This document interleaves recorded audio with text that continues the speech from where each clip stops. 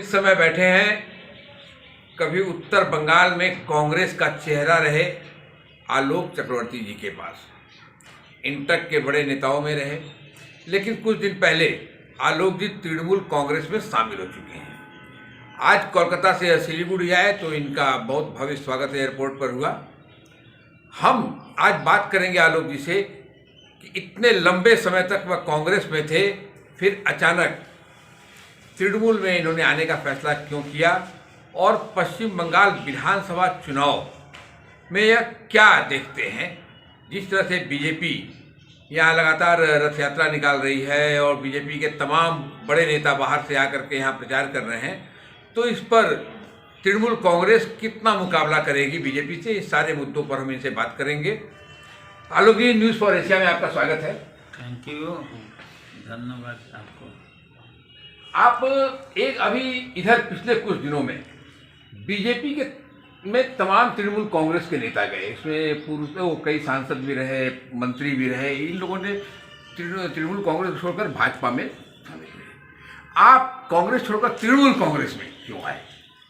हम always challenge में काम करने के लिए तैयार हो। हम जिंदगी में चैलेंजिंग जगह पर ही हर टाइम काम करते आए। जैसा ये आलोक चक्रवर्ती बने वामफ्रंट का अमल में, उस टाइम सत्ता में वामफ्रंट था बंगाल में। उस टाइम लड़ाई करके आज धीरे धीरे ट्रेड यूनियन हो, राजनीति हो, अपना आदमी लोग का स्नेह भालोबासा, ये सब प्यार मोहब्बत आ जाएगी। आज देखिए, लास्ट जो पार्लियामेंट चुनाव, उसमें भी वामफ्रंट कांग्रेस का जुट हुआ, लेकिन अभी भी वामफ्रंट कांग्रेस का जुट हुआ, लेकिन उस दिन का आज का बहुत अंतर है। इसलिए अभी बीच में खड़ा हो गया बीजेपी। अभी आप लोग खुद ही जब ब्रॉडकास्ट करते न्यूज़, कांग्रेस चाहे वामफ्रंट का नेता लोग जो भाषण देते, भाषण सुन करके ये महसूस होता शायद बीजेपी का ही सपोर्ट कर रहा है। मैं भी माई सेल्फ रॉन्ग, बट अभी इन लोग को पहला वोटरों को सामने अपना जो पॉलिसी प्रिंसिपल ये प्रकाश करना पड़ेगा। जैसा who is the main political enemy of left front, whether it is TMC और बीजेपी, ठीक वैसा माफिक कांग्रेस को भी ऐलान करना पड़ेगा जो हम लोग का मेन पॉलिटिकल एनिमी बीजेपी, इधर बीजेपी और तृणमूल हैं। तो किस लिए? देखिए, बंगाल का एक कृष्टि है, सभ्यता है, ऐतिह्य है, और बंगाल में सब जात धर्म लेकर के बंगाल है। आप लोग को याद है शायद महाराष्ट्र में कुछ दिन आगे क्या हुआ था, बाहर का मजदूरों को निकाल जाना पड़ेगा, याद है? यूपी में क्या हुआ था, कश्मीर में क्या हुआ था, बाहर का मजदूर को यहाँ रोटी रोजगारी नहीं होगा। ऐसा उस इलाका का सरकार चाहे कोई ना कोई पॉलिटिकल पार्टी ये आवाज़ उठाए, लेकिन बंगाल में कभी सुने आप लोग जे बिहार का आदमी यहाँ नहीं चलेगा, बिहार जाना पड़ेगा, यूपी का आदमी को यूपी चला जाना पड़ेगा? कभी नहीं। सबसे बड़ा बात है, देखिए, भारतवर्ष स्वाधीन होने का बाद आज तक कोई स्वराष्ट्र मंत्री, होम मिनिस्टर को ऐसा हम लोग नहीं देखा जो ओपन स्पेस में खड़ा होकर के हाथ का जो हम लोग आस्तीन बोलते, हाथ का आस्तीन गुटा के बोलता, हाय कोई माइकी लाल, अरे what is this, is it our home minister? ये ताज्जुब की बात। तो हम आज टीएमसी में आए इसलिए त्रिपुरा, असम, यूपी, एमपी, इस सब में दिखाई जा रहा है जो वहाँ कल्चर बदल होते जा रहा है, देश का अर्थनीति बदल होते जा रहा है। आप याद कीजिए तो आगे गैस का कितना दाम था, अभी कितना है? पेट्रोल डीजल बढ़ोतरी होते ही जा रहा है, होते ही जा रहा है।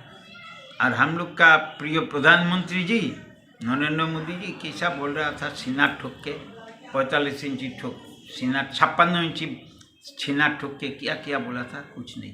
बोल कि जो राष्ट्रीयकरण संस्था है सबको अभी बेसरकारीकरण होते जा रहा है।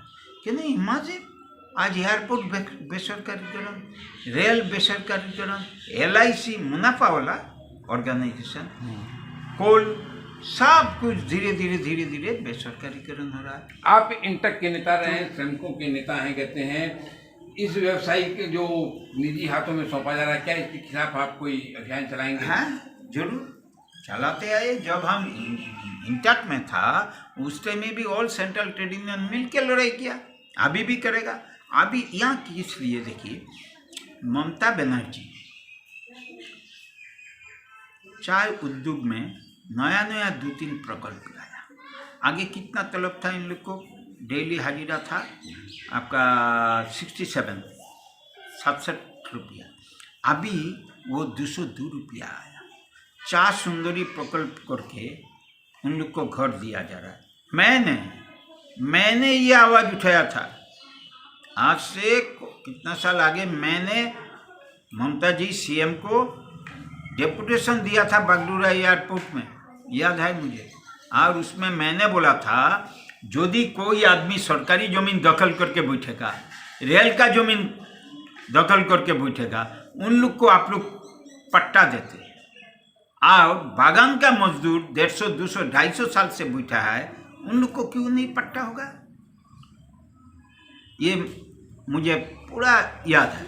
आज मैं खुश, देखिए दुआरे सरकार जो स्कीम बोलिए तो सीना में हाथ ठोक करके कोई पार्टी का नेता, भारत में बहुत सारी पार्टी है, तो कोई एक पार्टी का नेता सीना में हाथ रख के कह दे कि ना ये स्कीम हम लोग को दिमाग में था। This is Mamata Banerjee.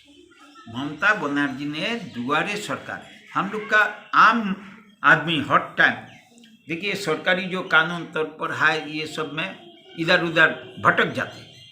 अभी क्या हो रहा है, हमको कुछ ज़रूरत है, दुआरे सरकार, हम जा कर के लिपिबद्ध कर लिया जो हमको ये चाहिए, मिल रहा है।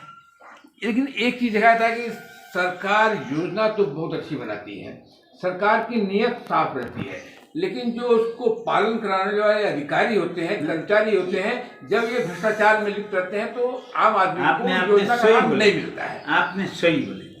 देखिए थोड़ा आगे और एक सांबादिक दोस्त ने मुझे टेलीफोन किया था, मैंने यही बात बोल रहा था, जो स्कीम ममता बनर्जी ने दी जन्म से लेकर के मरण तक सब हर जगह में स्कीम है, इसको आदमी जो हम लोग का राज्य का आदमी है ना, सब आदमी दिल से ममता बनर्जी को मानता है। हम लोग माने जितना वर्कर, हम लोग एक्टिविस्ट जिन लोग हैं, उन लोग सही ढंग से यदि जा कर के आदमियों को नहीं पास में जा कर के उसका सुविधा किया है, सुযোগ सुविधा ना दिला सकते तो वो मुश्किल हो जाता है। देखिए हम ट्रेड यूनियन करने वाला 7 आदमी देख रहने से हम लोग यूनियन बना लेते हैं, चुटकी मार के मीटिंग करते खुशी से, 7 से 70, 70 से 700, 7 से 7000 बनाते।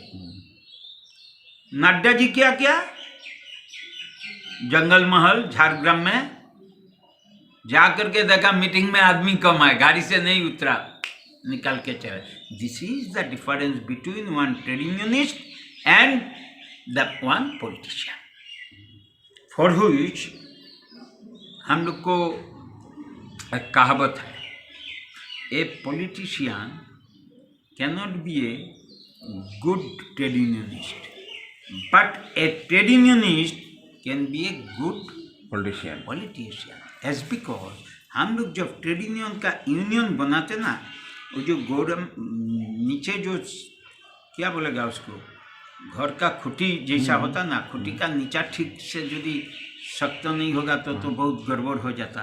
वैसा माफी ट्रेड यूनियन, ये हम लोग को शिक्षा मिला। देखिए हम अनुप्राणित हुए, हम टीएमसी में था एक बेर 13 से 16 साल 3 साल जैसा टीएमसी का दार्जिलिंग जिला का वर्किंग प्रेसिडेंट था मैंने, लेकिन हम चला आया। कब सरकार सत्ता पर, तब भी हम निकाल के चला आए। लेकिन अभी जो माहौल बन गया बंगाल में, अभी सब आदमी को फिर घर वापस जाना चाहिए। बंगाल का जो कल्चर, वो कल्चर यदि एक बेर खत्म हो जाएगा ना, तो उसको दोबारा मिलना बहुत मुश्किल है। कौन जाति नहीं है बंगाल में, बोलिए? भारत का सब जाति आराम से बैठा बंगाल में, कभी सुनाई नहीं पड़ता जो तुम भाई फलना का जगह का तुम निकाल जाओ। आसाम का बहुत सारे आदमी इधर है, मेरा भी जन्म आसाम में ही हुआ, लेकिन आसाम में जब लड़ाई होते क्या बात सुनना पड़ता है? This is the Bengal. अब हम चाहते, आदमी लोग चाहते जो ममता बनर्जी सरकार बने, सरकार रहे। आप लोग बीजेपी का बात करते, जिन लोग जा रहा है, ये this is also my challenge. मतलब जो लोग पार्टी छोड़कर जा रहे हैं, या एक तरह से जनता 6 महीना चुटकी मार के बोलेगा, 6 महीना का भीतर इन लोग आपस आएगा, मिला लीजिएगा। देखिए, हम इज्जत दे के बोलते हैं, बहुत सारी नेता जा रहा है 3 साल 4 साल फुटबॉल का माफिक रगड़ रहा है, इसका बाद उन लोग को ये किया, उसको ऊपर और एक रेंज, उसको ऊपर और एक सीढ़ी, बाहरों का लीडर लोग को सीट पर बैठा दे रहा है। तो ये सब काम करने का तरीका बंगाल में नहीं चलता।